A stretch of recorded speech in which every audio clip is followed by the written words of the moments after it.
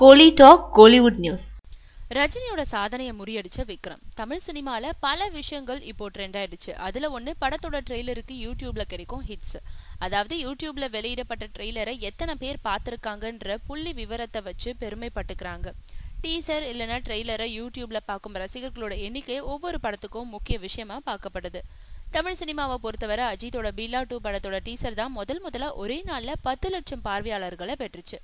அதுக்கப்புறம் விஜய் நடிச்ச தலைவா படத்தோட டீசரை அதுக்கும் குறைவான நேரத்துக்குள்ள 10 லட்சம் ரசிகர்கள் பார்த்தாங்கன்னு சொல்லப்பட்டது. இந்தியாவோட முதல் மோஷன் கேப்சர் அனிமேஷன் படமான ரஜினியோட கோச்சடையான் படத்தையும் ஒரே நாள்ல 10 லட்சத்துக்கும் அதிகமானோர் பார்த்தாங்க. சூர்யா நடிச்ச அஞ்சான் டீசரை 12 லட்சம் பார்த்ததா சொல்லி சக்சஸ் மீட்டே வச்சாங்க.